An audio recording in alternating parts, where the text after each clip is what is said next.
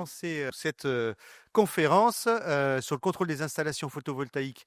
Quel outil de diagnostic? On est 1 heure ensemble, une conférence co-organisée avec Jean-Michel Catrin de la société Testoun. Merci Jean-Michel pour cette co-organisation. Peut-être faisons un tour de table de présentation pour n'oublier personne. On a la chance de vous avoir avec nous, Flora. Vous êtes à distance. Bonjour à tous. Oui. Flora Régnier, je suis responsable des opérations chez EDF Solutions Solaires, donc en charge du marché des particuliers et toute l'activité d'installation de solutions photovoltaïques pour nos clients. Voilà, merci. C'est un grand plaisir de vous avoir avec nous. Vous êtes à Lyon, hein, donc c'est pour ça que vous n'êtes pas avec nous aujourd'hui en présentiel. Pour continuer, Jean-Michel. Donc Jean-Michel Catrin, je suis le fondateur et président de la société Testoun, que j'ai créée il y a bientôt 20 ans. Depuis plein d'années, on est partenaire du Grand Circuit à divers titres, sachant que tous les sujets nous intéressent dans la mesure où nous, ce qu'on propose, ce sont des solutions de test, mesure, contrôle, diagnostic. Et donc, toute la chaîne de valeur de ces marchés sur lesquels il y a de l'électrification, de l'efficacité énergétique et des enjeux liés à la santé et à la sécurité des personnes, nous sommes à même de proposer des solutions. Voilà. Très bien. Merci Jean-Michel. Et Elika pour terminer. Oui, bonjour à tous. Elika Saidi-Chalopin, je suis la directrice adjointe technique de Consuel. Alors, Consuel, c'est le comité national pour la sécurité des usagers d'électricité en charge du visa des attestations de conformité avant la première mise en service des installations électriques pour des installations en sécurité. Voilà, merci à vous. On est ensemble pendant 1 heure, mais on a plein de choses à voir, donc on va aller vite. J'avais un petit chiffre clé là, pour vous mettre en forme après, pour commencer cette conférence. 2,76 gigawatts. Est-ce que vous savez ce que c'est? Est-ce que vous avez une idée? C'est la part de production du photovoltaïque, c'est ça? C'est ce qu'a produit Alors moi, c'est le chiffre que j'ai trouvé, c'est pas bien loin, c'est que c'est les nouveaux raccordés au premier semestre 2025, donc c'est ce qui est raccordé, soit une progression de 30-35% par rapport à la même période en 2024. Est-ce que on est sur cette tendance-là, effectivement? Alors, effectivement, je vais vous présenter tout à l'heure les chiffres côté Consuel. Mais ce qui est sûr, c'est que depuis le début de l'année et les modifications réglementaires qui ont eu lieu, il y a eu une forte, je dirais, évolution au niveau des installations, des dossiers qui nous ont été présentés. Donc, on voit une baisse qui commence à s'installer depuis quelques mois maintenant. Ah oui, ça c'est lié à la maison individuelle. Voilà, ça c'est vraiment le secteur maison individuelle, effectivement, mais pas que. Mais ton chiffre est peut-être global, c'est toutes les installations Ouais, photovoltaïques. ça, c'est toute installation confondue. Donc ça inclut effectivement le marché du particulier, du commercial, de l'industrie et des grandes installations photovoltaïques, Ouais. qui elles, au global, est en forte croissance. C'est ça, hein. Donc là, on a une tendance globale qui croît avec peut-être des différences en fonction des segments des segments de marché. On va voir ça. Elika, alors justement, on va commencer avec vous. Est-ce qu'on peut peut-être rappeler ce qu'on s'était dit, la réglementation, à ce qui porte cette réglementation, parce que ça c'est le sujet sur lequel vous opérez, hein, vous êtes un spécialiste, et puis aussi les anomalies qui sont constatées. On avait préparé, là, je crois que vous avez préparé quelques photos à nous montrer pour que les personnes puissent se rendre compte dans la réalité ce que ça représente. Tout à fait. Alors, nous, Consuel, nous sommes une association loi 1901, donc notre mission est soutenue par les pouvoirs publics. On a une mission institutionnelle inscrite dans le Code de l'énergie, c'est les articles D340 de 18 à 21, où c'est en ce qui concerne en tout cas les installations de production, notamment le photovoltaïque, c'est le raccordement de toute installation photovoltaïque, donc de puissance inférieure à 250 kVA. Donc dans le domaine basse tension, nécessite la présentation d'une attestation de conformité. Alors à noter les questions qu'on nous pose souvent, parce que tout texte, évidemment, les gens se posent la question à la lecture d'un texte réglementaire, du coup, quelles sont concrètement les installations photovoltaïques concernées? Parce qu'aujourd'hui, quand on a commencé le photovoltaïque en 2010, c'était surtout de la vente au total. Aujourd'hui, ce n'est plus, depuis déjà quelques années, ce n'est plus d'actualité. On est plutôt sur la vente de surplus, donc plutôt sur des segments de marché en autoconsommation. Alors autoconsommation, là aussi, pareil, on peut avoir une autoconsommation qui va être dite totale, avec des conventions d'autoconsommation sans injection, à voir avec le gestionnaire du réseau, voire on peut avoir des contrats avec injection à la vente du surplus. Donc, ce qui fait que quel que soit finalement, en résumé, quel que soit le type de raccordement ou le contrat qu'on va prendre, à partir du moment où on est en dessous et inférieur à ce seuil de puissance de 250 kVA, et même pour une petite installation, effectivement, même en autoconsommation totale, il y a nécessité par l'installateur de nous présenter une attestation de conformité consensuelle. Donc, il n'y a pas, ce qui est important de retenir, c'est qu'il n'y a pas de seuil mini de puissance en ce qui concerne cette réglementation. Il y a bien un seuil max, mais il n'y a pas de seuil mini en ce qui concerne ces types d'installations. Voilà, je vous laisse Oui. avancer. Alors ensuite, effectivement, en ce qui concerne les installations de production, alors en sachant que côté Consuel, 99% des installations de production, c'est du photovoltaïque. Donc si je voulais faire en fait un résumé, on pourrait le dire comme ça, pour les installations photovoltaïques. Donc, on a 2 types d'attestations de conformité. L'attestation de couleur bleue, c'est comme ça qu'on les appelle, hein. Et puis les attestations violettes. Les attestations violettes concernent les installations photovoltaïques avec stockage par batterie, ce qui est de plus en plus, je dirais, la tendance. Tant on voit aujourd'hui, on parlait des chiffres, Xavier, tout à l'heure, on voit que le nombre de chantiers sur les installations photovoltaïques sans batterie diminue. Or, la tendance est à l'inverse en ce qui concerne la partie avec stockage. Alors, la volumétrie n'est pas énorme, mais on commence à avoir vraiment ce marché en pleine expansion. On a une idée du pourcentage que ça représente? Alors, ou sinon Flora, qui est aussi à distance, peut intervenir. Oui, tout à fait. Alors, côté Consuel, l'année dernière, on était autour de, c'est pas, encore une fois, c'est pas énorme, parce que l'année dernière, on était à peu près à plus de 200 000 attestations de conformité. Donc, encore une fois, c'était à peu près 2%. C'est Ah oui. pas énorme, mais enfin, il y a des années où on est monté sur la volumétrie au niveau des 5%, mais voilà, la tendance, en tout cas, le nombre, si on prenait juste le nombre de dossiers qu'on reçoit, effectivement, on voit une nette croissance. Et Flora, si elle veut compléter. Oui, Flora? Oui, effectivement, donc c'est une offre que nous commercialisons chez EDF Solutions Solaires depuis l'été, et on est à peu près à une vente sur 2 qui se fait avec une solution de stockage aujourd'hui. Ah oui, donc là, il y a peut-être un changement aussi lié à la réglementation, au rachat on va en parler, peut-être un changement de modèle, hein. C'est intéressant, effectivement. Donc, vous allez avoir l'impact qui va suivre Tout à derrière. fait. Parce qu'il y a un petit décalage entre finalement ce qui est installé et ce que vous contrôlez. Oui, effectivement, on a un décalage de quelques mois, donc, mais on voit déjà effectivement que ce chiffre est en augmentation sur les attestations violettes.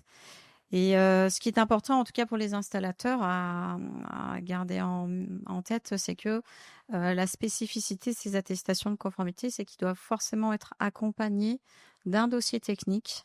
Pourquoi? Parce que c'est une installation photovoltaïque, il y a pas mal de dimensionnements, donc c'est important, voilà, que l'installateur nous renseigne bien ces dossiers techniques. D'ailleurs, on a adapté nos dossiers techniques depuis le 1er septembre, donc c'est tout récent.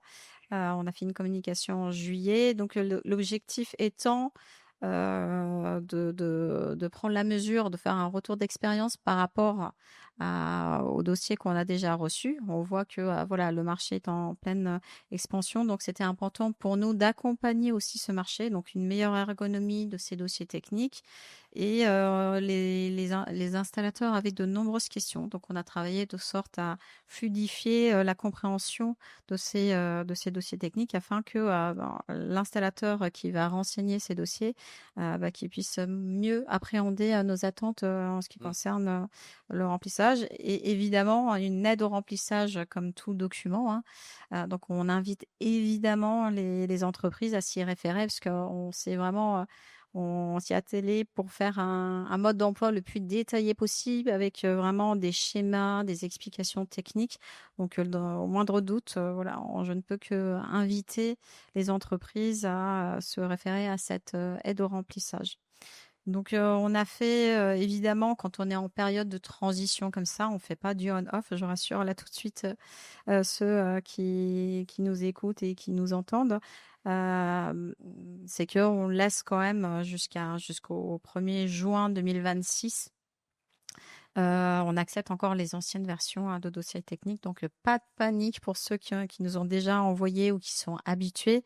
Évidemment, on ne peut que leur préconiser d'aller vers ces nouvelles versions parce que en fait, on a travaillé toute l'ergonomie et toute sa compréhension pour que ça soit le plus fluide possible dans le process et simplification, une démarche de simplification de ces dossiers techniques pour les entreprises pour que en fait le dossier consuel soit aussi plus fluide et plus facile pour les entreprises. Ensuite, une grande nouveauté en ce début d'année sur le secteur photovoltaïque, mais pas que.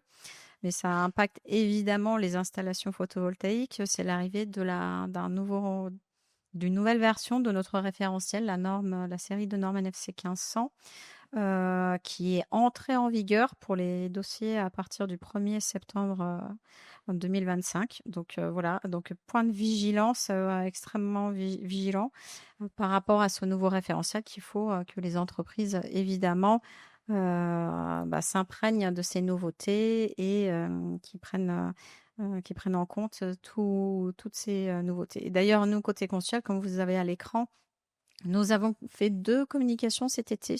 Un premier pour accompagner, pour expliquer comment est-ce qu'il faut qu'ils nous déclarent la version du référentiel. Et une deuxième communication, un peu un décryptage finalement des impacts de cette série de normes sur les installations photovoltaïques. Donc pour ceux qui n'ont pas encore eu l'occasion, l'article est toujours disponible sur notre site. Donc n'hésitez pas à aller regarder cet article. On vous donne vraiment les clés pour pouvoir faire une installation avec prise en compte de la nouvelle série de normes en sécurité, évidemment.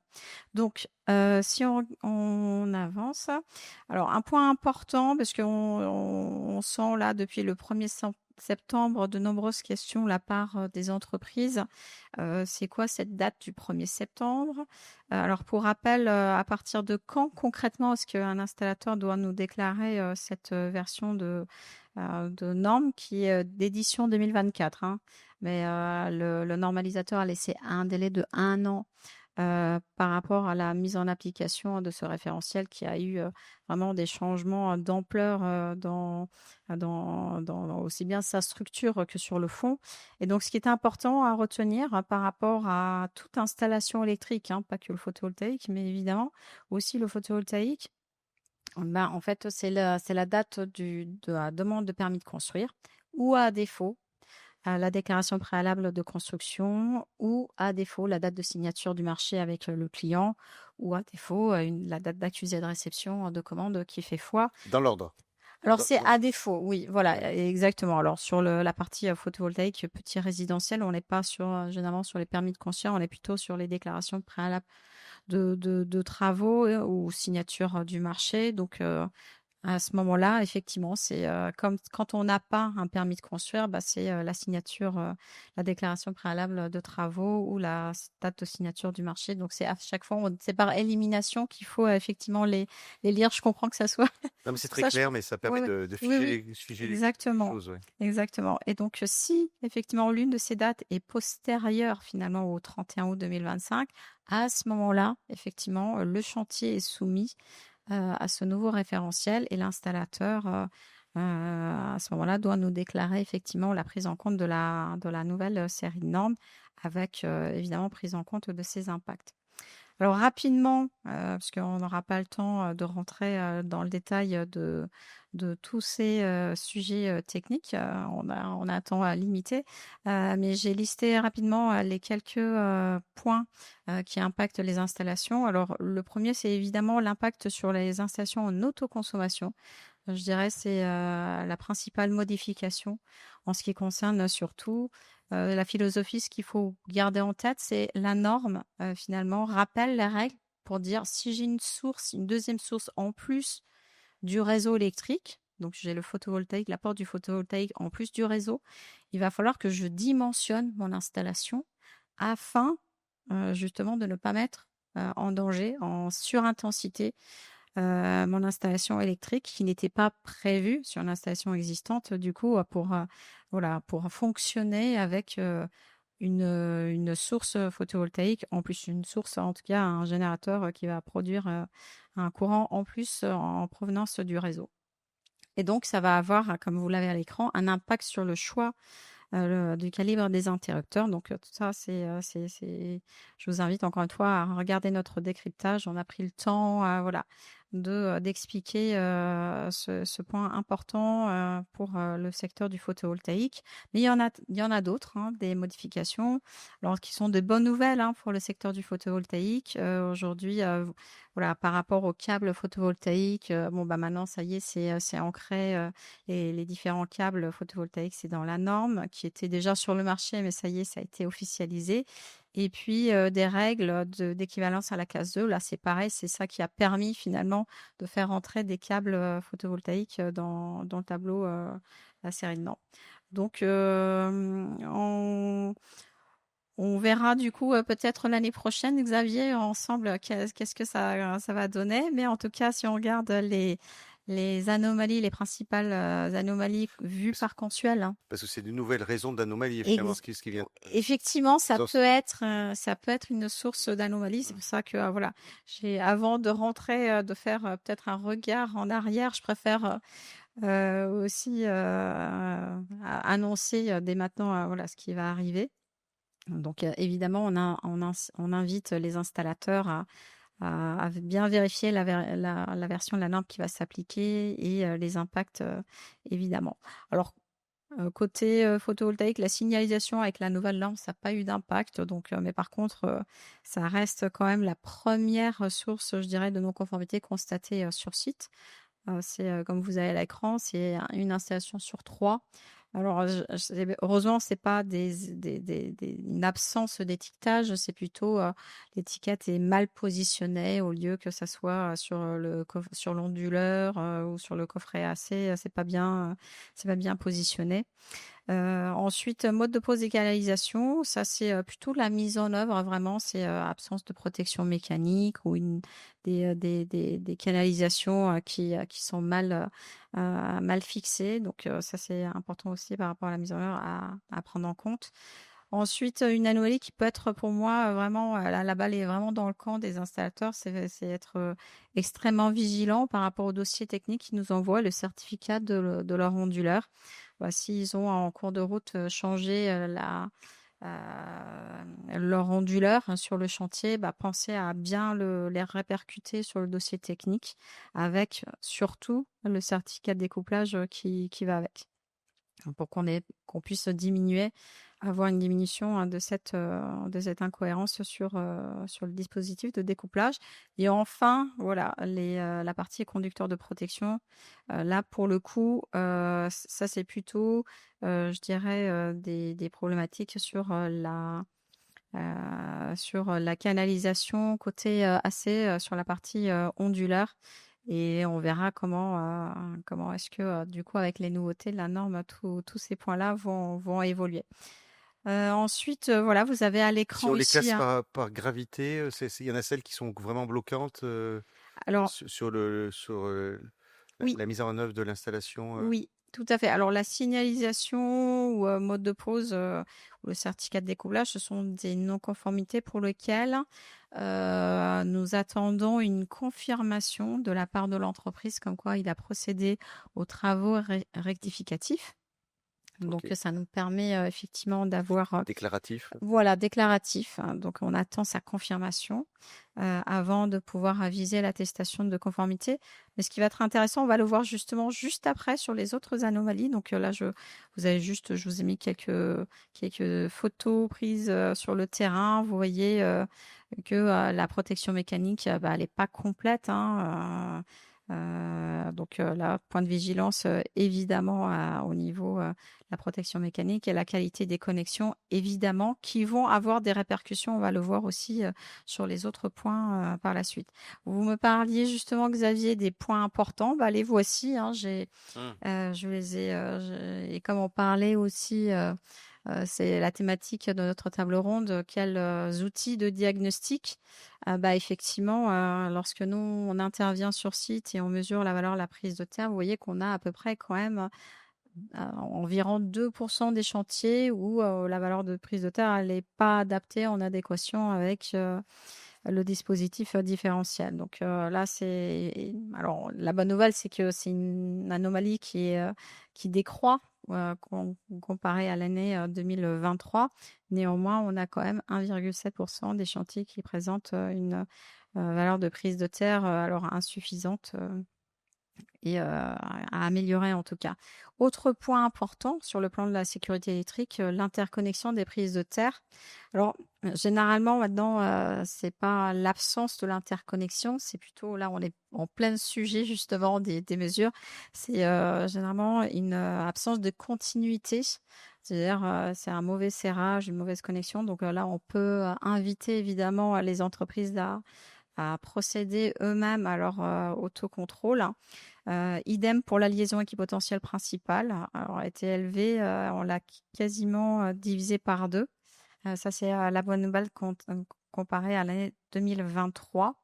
Là, on peut avoir alors aussi soit une absence de liaison équipotentielle principale, soit une mauvaise section. Voilà.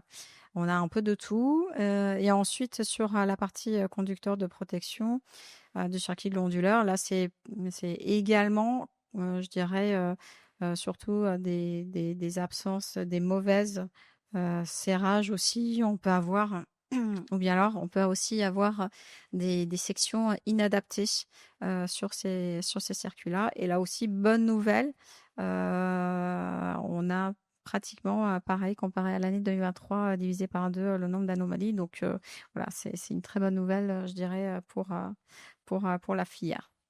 Donc là, vous voyez quelques images. Hein, je vous ai mis quelques images où vous voyez. Alors des fois, alors à gauche, vous avez un mauvais repérage. Évidemment, on le voit tout de suite avec du scotch bleu. Vous avez des problématiques de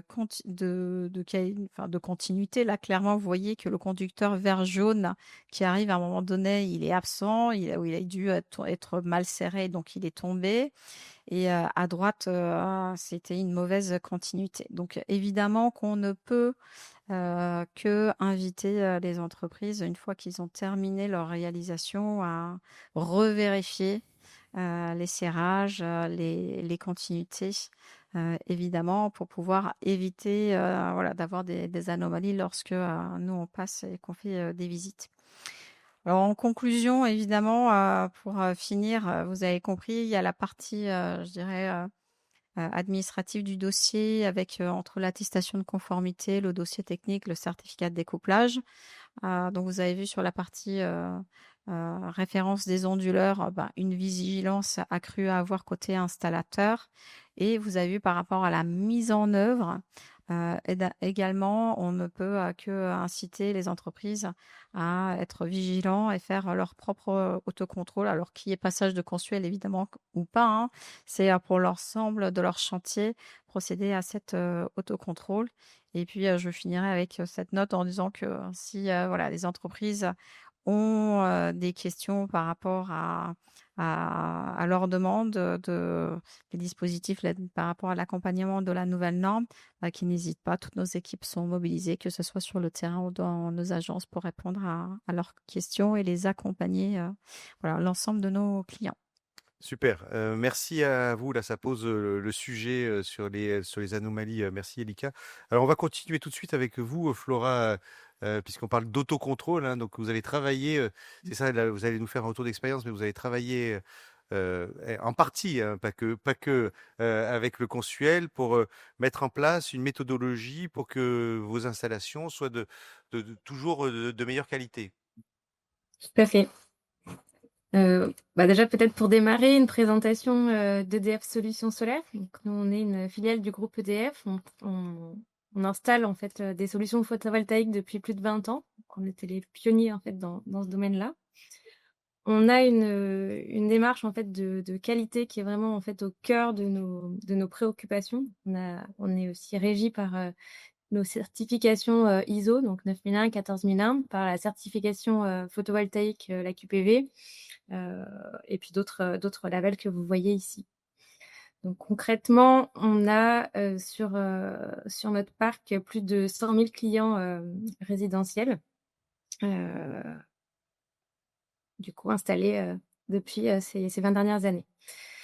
Pour peut-être poser en fait les bases, donc on travaille avec un réseau en fait de partenaires de pose pour la réalisation de nos installations, et le socle en fait fondamental pour garantir la maîtrise de la qualité des installations photovoltaïques, ça reste la maîtrise des compétences et la formation des collaborateurs. Et donc, chez EDF Solutions Solaires, on est très vigilant en fait dans la sélection de nos partenaires pour s'assurer qu'ils ont bien en fait toutes les compétences, toutes les certifications et les niveaux de formation qui nous permettent de travailler en sécurité et en qualité. Donc, on parle là de tout ce qui va avoir trait en fait aux habilitations électriques, mais pas que, parce que la qualité, elle s'adresse, on va dire, sur l'ensemble des dimensions, notamment aussi sur la sécurité. On est exposé aussi de manière très forte au risque de chute de hauteur, et pour ça, en fait, on réalise nos interventions en utilisant des équipements de protection collective. On a, on va dire, beaucoup de sujets autour de la sécurité et de la qualité chez nous. Donc le fait de disposer de toutes les habilitations électriques, de se former, de suivre en fait les recyclages qui sont demandés dans le cadre des règles des normes en fait, est essentiel pour déjà en fait s'assurer que l'ensemble des collaborateurs sont bien en fait à jour de la réglementation et sachent l'appliquer au quotidien. Donc ça, c'est le premier point, c'est les fondamentaux. Ensuite, du coup, dans notre process, si on peut passer à l'étape suivante, on a effectivement mis en place une démarche d'autocontrôle en fait, par nos installateurs, pour être sûr que sur l'ensemble des étapes de l'installation, donc de l'installation à la fois en toiture, l'installation électrique, vraiment les points clés, donc à la fois du coup des exigences demandées par EDF Solutions Solaires en matière de qualité, de sécurité, d'environnement, mais aussi bien entendu toutes les exigences normatives sont bien respectées. Donc ça passe du coup par des outils qu'on a mis en place. Donc nos installateurs ont une application de gestion de chantier qui les guide en fait tout au long de l'installation et qui leur permet en fait de vérifier tous les différents points de contrôle qui sont nécessaires, en joignant en fait une photo qui montre que le contrôle est bien à l'attendu. Donc on parlait tout à l'heure des non-conformités sur la valeur de terre. Par exemple, nous on demande systématiquement à nos installateurs de mesurer la terre en fait avec un oenomètre sur le chantier avant du coup de réaliser l'installation, et on veut qu'ils nous indiquent que cette valeur est bien conforme. Si jamais en fait elle n'est pas conforme, ça permet du coup à l'installateur de le voir tout de suite et de procéder en fait à la modification de l'installation en rajoutant du coup ce qui est nécessaire pour avoir une terre conforme. Ça, Flora, juste pour permettre de réagir, Lika, c'est pas demandé par le Consuel, hein, les photos ou. Non, effectivement, c'est comme disait Flora, c'est une démarche d'autocontrôle, hein, Ouais. mis en place par EDF Solutions Solaires. Effectivement, nous, on ne demande pas, alors on a un site, mais on ne demande pas aux entreprises de nous envoyer les photos de leur chantier. C'est ça, oui. L'autocontrôle, ça, c'est vous qui le demandez auprès de vos installateurs pour assurer le niveau de qualité. D'ailleurs, je vois un appareil de mesure, hein, Jean-Michel, on va en reparler tout à l'heure. Je pense que... Merci, Flora. Donc ensuite, Donc peut-être rebondir aussi sur la partie signalisation. Donc Elika disait, ça reste le sujet numéro 1 des non-conformités consensuelles. Donc ça reste un sujet très prégnant chez nous aussi. Et donc pour limiter en fait les anomalies sur l'étiquetage, on va vérifier effectivement que l'étiquetage qui a été mis en place sur la GCP est OK, idem sur le disjoncteur de protection dans le TGBT, etc. En fait, on vérifie, on demande à nos installateurs de se contrôler en fait par rapport aux attendus et de nous donner effectivement la preuve que ces attendus sont OK. Si on passe, voilà, ça va nous donner aussi un peu plus de perspective. Au-delà du coup de la fiche autocontrôle qu'on peut mettre en place, on a en fait une véritable attention sur la gestion des non-conformités. Donc on travaille étroitement en fait avec Consuel pour du coup savoir quelles sont les installations sur lesquelles on a eu des non-conformités et quelle était en fait la nature de ces non-conformités. Est-ce que c'était un sujet plutôt sur le volet administratif ou est-ce que c'est plutôt un sujet de mise en œuvre, un sujet d'étiquetage? Ça nous permet en fait de cibler nos accompagnements en fait auprès des équipes d'installation pour aller travailler en fait plus en profondeur avec une équipe sur un secteur qui serait peut-être plus en difficulté sur le sujet. Donc ça nous permet effectivement de voir en fait où sont les problèmes, de les localiser et de dimensionner en fait toutes les actions d'accompagnement et d'amélioration continue pour limiter ces occurrences-là. On donne aussi ces éléments alors en visibilité à nos installateurs pour qu'ils puissent eux aussi en fait s'animer par rapport à ça. C'est-à-dire que nous l'objectif c'est d'avoir 100% de nos installations sur lesquelles on n'a aucune non-conformité consensuelle. Donc ça on le pilote, on le mesure et on va aussi animer en fait nos installateurs par rapport à ça. Et pour les idées, on va produire en fait de la documentation donc qui rappelle les règles. Donc ça reprend bien entendu tout le contenu normatif, mais on essaye de produire des documents qui sont peut-être plus vulgarisés pour nos partenaires, de manière à ce que ils puissent s'en servir auprès de leurs équipes pour faciliter tout ça. Et enfin, on travaille aussi directement sur chantier avec les équipes de Consuel. Donc ça prend la forme de rencontres d'informations sur chantier. C'est un service que propose Consuel et qui permet en fait de voir directement en fait in situ l'installation électrique qui a été faite et avoir du coup un retour direct de l'inspecteur Consuel sur la conformité de l'installation. Donc c'est des échanges qui sont plutôt riches en fait, ce qui permettent que chacun puisse poser des questions, fasse repréciser des points qui seraient peut-être pas bien compris. Et du coup, on est vraiment directement sur un cas concret en lien avec l'inspecteur, donc c'est plus c'est riche en fait d'un point de vue retour d'expérience et de connaissances pour nos équipes.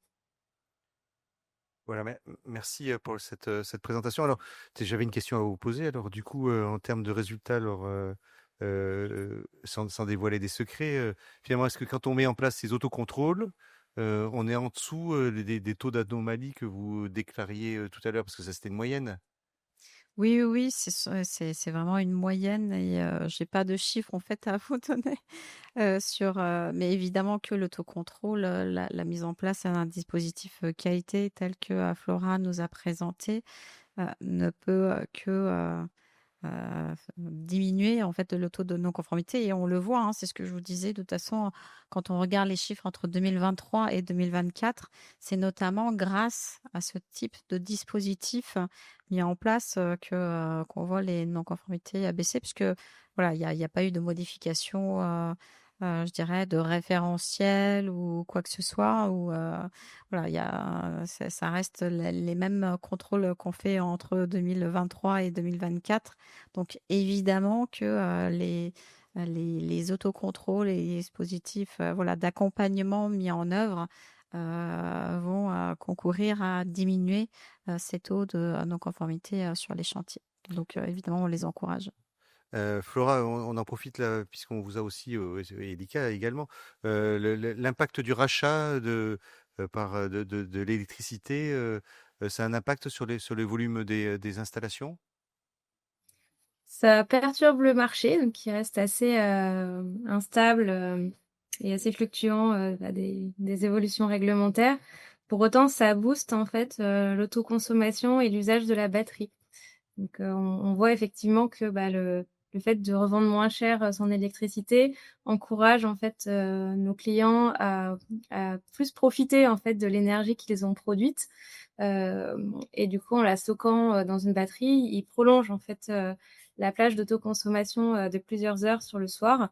Et le tarif du kilowattheure non pris sur le réseau est plus intéressant que celui du rachat. Donc c'est effectivement mécaniquement un sujet intéressant pour eux.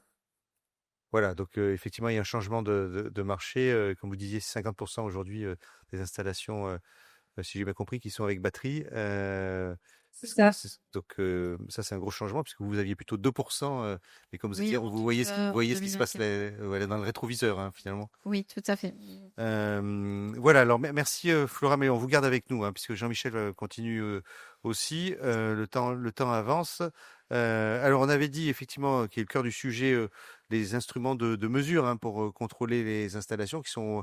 Il faut avoir des données, Jean-Michel, pour pouvoir dire c'est juste ou c'est pas juste.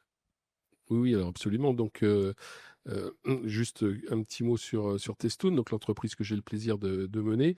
Donc, nous sommes vraiment spécialisés sur tous les métiers du contrôle technique et nous fournissons le matériel de test, mesure, contrôle, diagnostic à toutes les entreprises qui font du contrôle technique et qui sont pour la plupart engagées soit dans des évolutions liées à des obligations réglementaires, j'aurai l'occasion d'en parler, mais également à l'amélioration de la qualité des systèmes, et tout ceci avec une logique sous-jacente qui est d'améliorer la performance des systèmes, mais surtout la sécurité des installations, la santé des occupants et des travailleurs, puisque on parle beaucoup des entreprises et des travailleurs qui vivent dans des bâtiments et que ce soit des bâtiments d'habitation ou des bâtiments professionnels.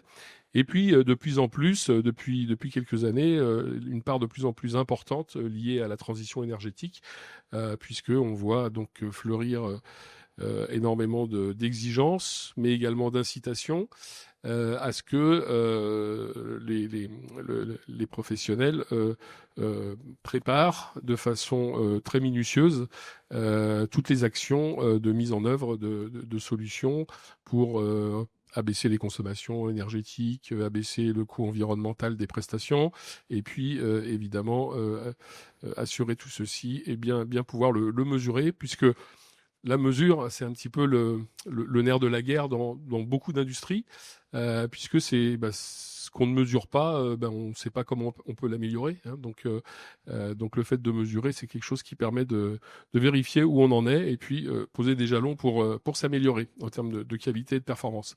Donc nous, Testoon, on est représentant de plusieurs dizaines, voire centaines de fabricants de matériel spécialisé dans les appareils de mesure, avec un scope extrêmement large. Et donc, je vais juste reprendre deux, trois points appliqués au photovoltaïque. Donc, on peut peut-être passer.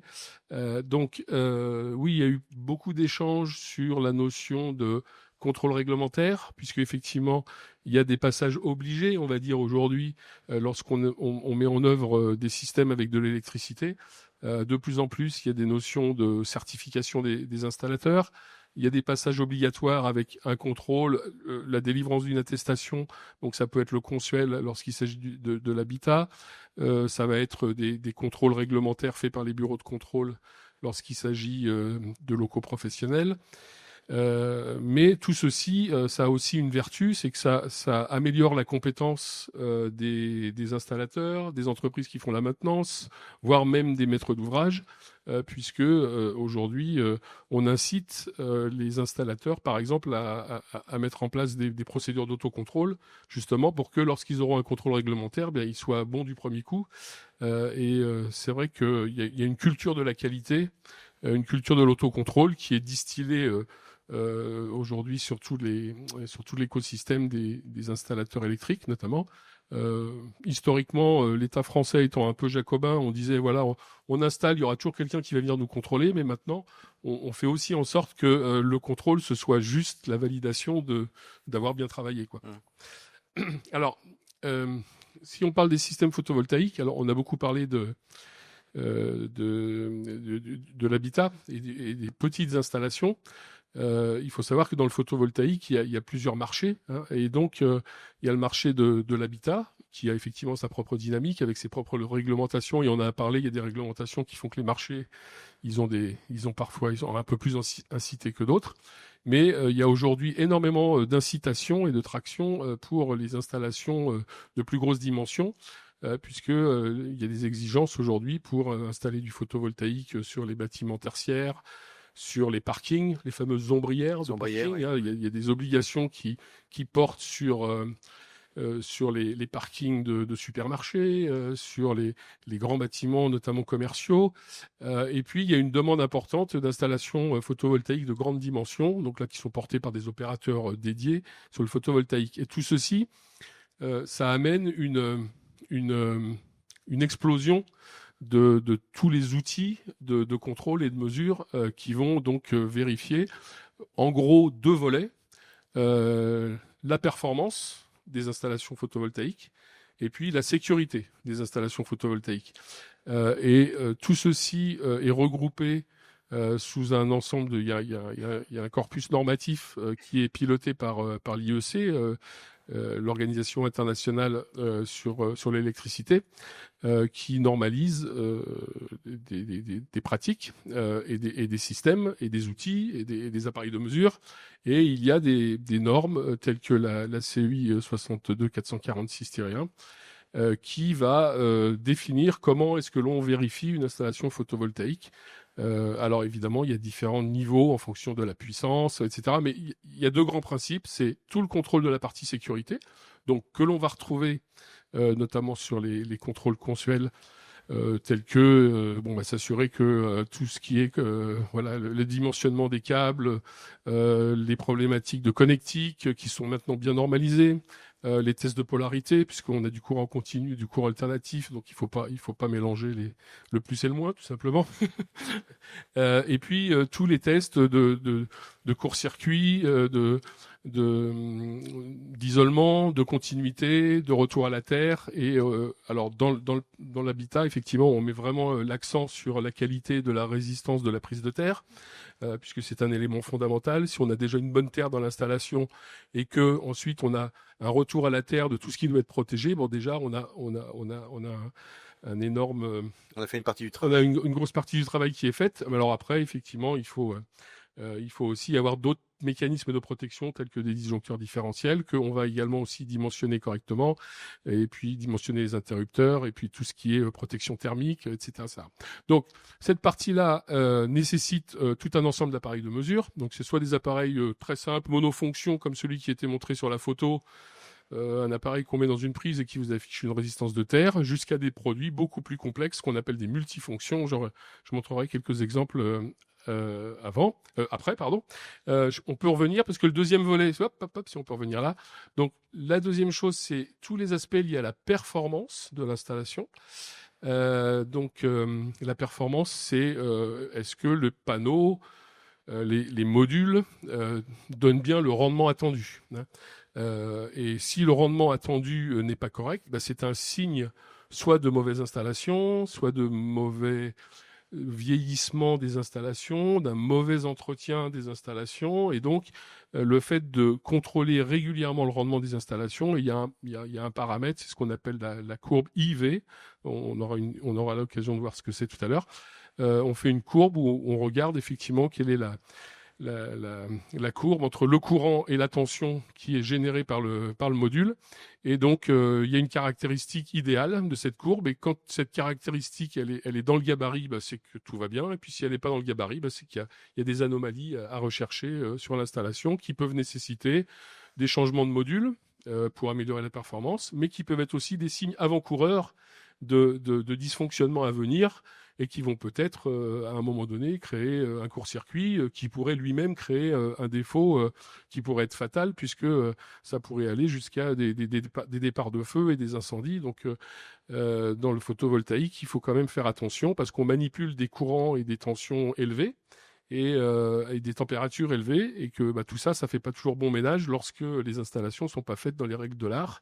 Et donc, c'est pour ça que il y a un dernier volet qui est défini dans cette même norme, donc que je prends comme exemple, mais c'est une norme internationale et qui est utilisée par de plus en plus d'industriels et dans la relation client-fournisseur. Hein. Donc, un maître d'ouvrage qui demande à faire une installation, il peut aujourd'hui demander à ce que le contrôle de mise en service respecte cette norme, donc avec la délivrance d'un rapport d'installation conforme à cette norme, et également des bonnes pratiques pour vérifier que dans la durée, l'installation restera conforme et restera sûre. Et donc, le dernier volet, de plus en plus, c'est l'inspection thermographique, c'est-à-dire une inspection avec une caméra thermique qui va donc vérifier s'il n'y a pas des points chauds sur les installations photovoltaïque, donc sur la partie AC, sur la partie DC, s'il n'y a pas des points chauds, sur donc la partie câblage électrique, et également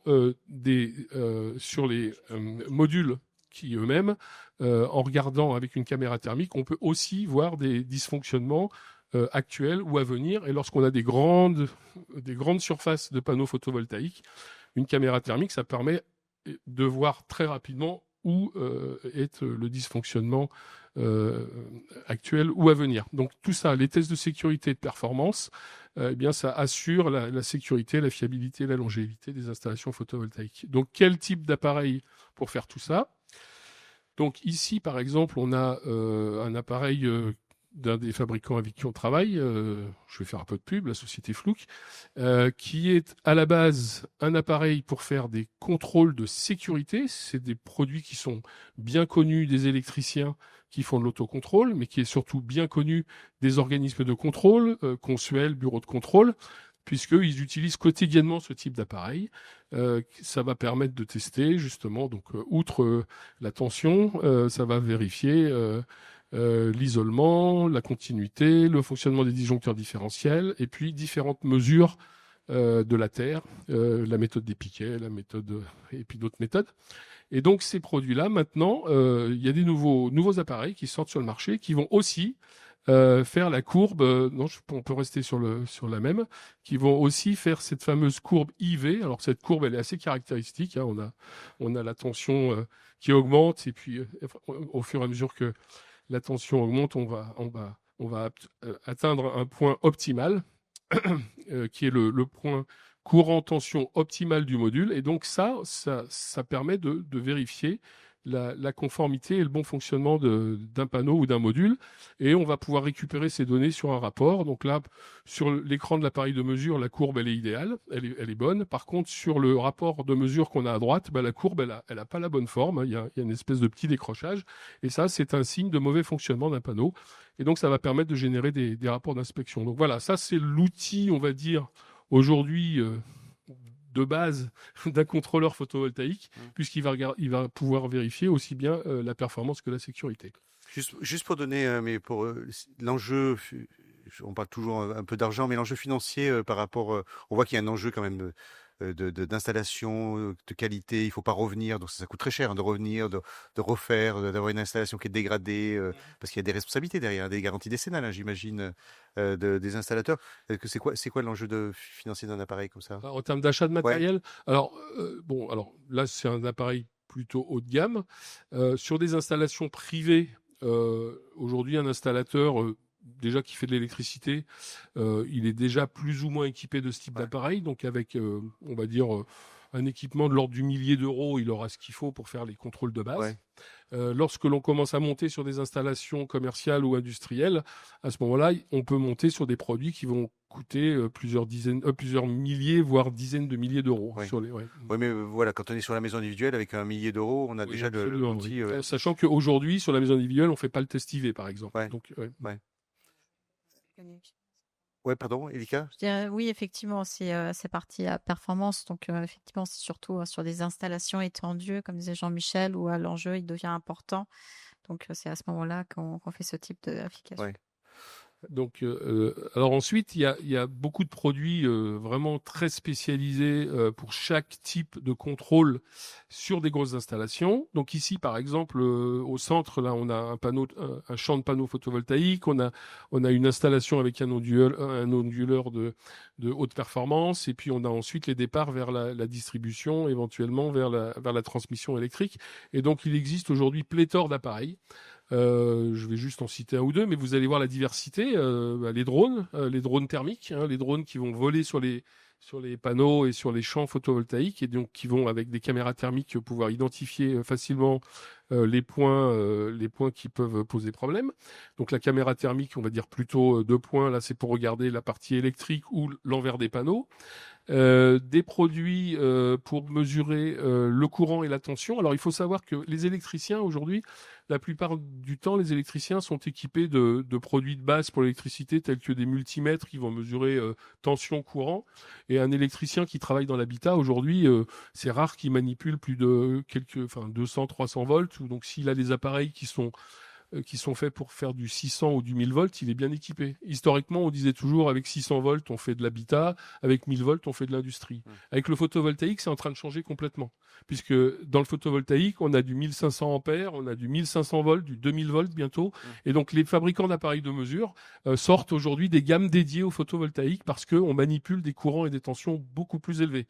Donc, avec bien sûr des besoins de sécurité pour l'opérateur, pour l'installateur, également 2 pays pour aller manipuler ce genre de tension courant, des procédures, parce que le fait de brancher et débrancher une installation sous tension qui va produire en permanence des courants élevés, il y a des procédures pour éviter de prendre des chocs ou voire création d'arcs électriques. Donc on rentre dans une dimension avec des outils vraiment très spécialisés pour cela. Donc voilà, j'ai quelques exemples. Des analyseurs d'énergie, des analyseurs IV pour les grosses installations avec beaucoup d'enjeux financiers derrière qui peuvent coûter, comme je le disais tout à l'heure, plusieurs dizaines de milliers d'euros. Donc voilà. Ça. Ensuite, il y a également la partie contrôle de la partie ensoleillement, éclairement, puisque en fait, quand on fait des mesures sur le photovoltaïque, il faut toujours ramener lorsqu'on parle de rendement solaire, il faut toujours ramener à l'ensoleillement. Et donc, en fait, à chaque fois qu'on doit mesurer la performance d'un panneau solaire, on a toujours des capteurs d'ensoleillement, puisque, évidemment, il faut toujours corréler l'ensoleillement au moment de la mesure avec les mesures qu'on va faire sur le fonctionnement des panneaux. Donc voilà, l'arsenal d'appareils est assez vaste. Et puis après, il y a toute la connectique qui est très spécifique, puisque les connecteurs photovoltaïques répondent également à des normes dédiées. Donc, pour se connecter aux appareils de mesure, il faut aussi avoir de la connectique spécialisée. Vous, Flora, là, je vous fais réagir sur la partie la maintenance aussi, parce qu'il y a la maintenance. Une fois qu'on a installé, il faut maintenir. Est-ce que vous intervenez sur la maintenance des installations aussi pour s'assurer que ça fonctionne dans la durée? Alors, on va intervenir effectivement dans la maintenance si on constate, si le client nous fait part d'un dysfonctionnement sur son installation photovoltaïque. Ouais. S'il constate par exemple qu'il a moins de production que ce qu'il avait en fait sur les années passées, on peut effectivement aller faire des analyses pour regarder si on n'a pas eu un problème soit au niveau du fonctionnement des modules, soit de l'installation. Est-ce qu'il y a alors peut-être dans l'industrie ou sur les gros champs photovoltaïques, là j'imagine on fait de la maintenance régulière pour s'assurer qu'il n'y ait pas de problème. Oui, alors il y a des problématiques de nettoyage des panneaux.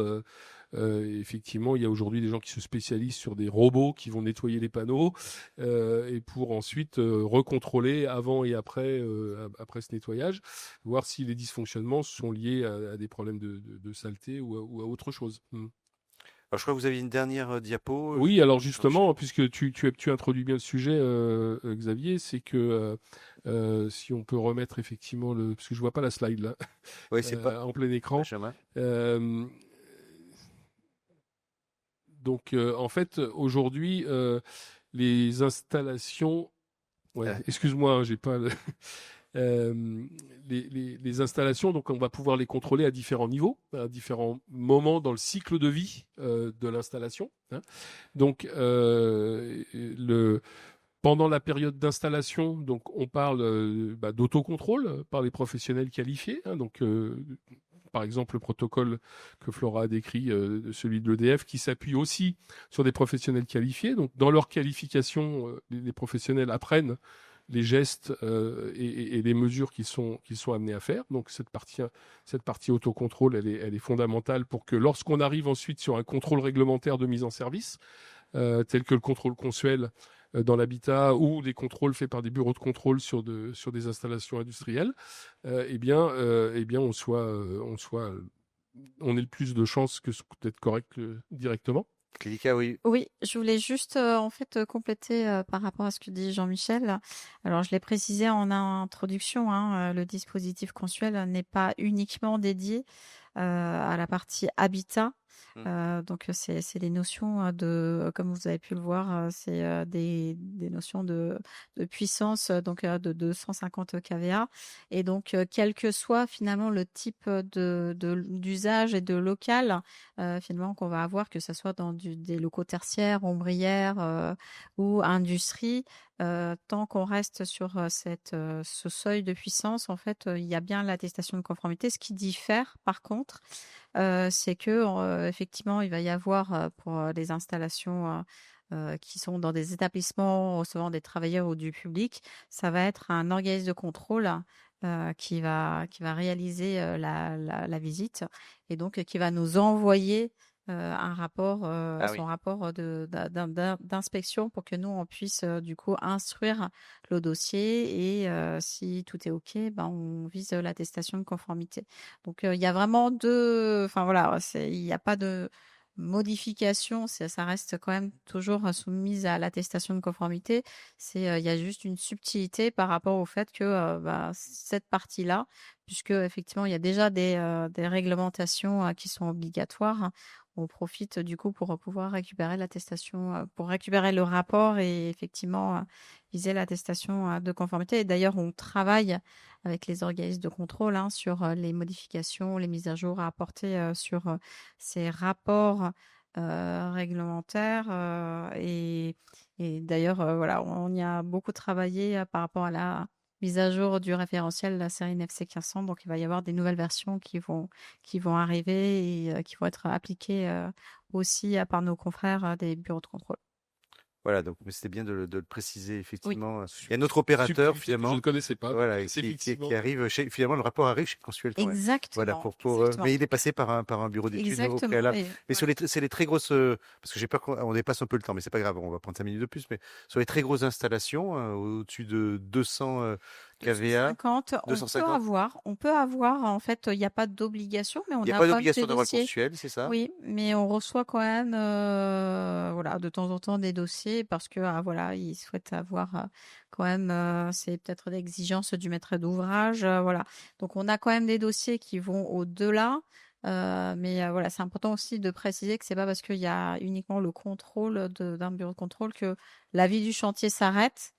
Donc, comme je l'ai dit en introduction, il y a bien l'installateur doit présenter l'attestation au visa de Consuel. Pour des non-sachants comme je suis, 250 kVA, ça représente quelle surface si on doit donner une surface de panneau, on a une idée de... Je ne saurais pas vous dire quelle surface ça fait comme ça. Ça en tête, non, je sais pas, on dit pas 2 kilos par panneau, non, je sais pas ce que dit Flora peut-être. Alors un panneau, on a des panneaux qui vont jusqu'à 500 watts. Il faudrait transformer. Bon, on va s'embrouiller, mais ça fait déjà pas mal. Ça fait déjà pas mal. C'est ça, exactement. Ouais. Ça fait des surfaces importantes. C'est pas de l'habitat individuel. Non, effectivement. C'est pas individuel, 24, 36, c'est déjà beaucoup. C'est déjà beaucoup, oui. Effectivement, on est en habitat une moyenne de 4 kVA.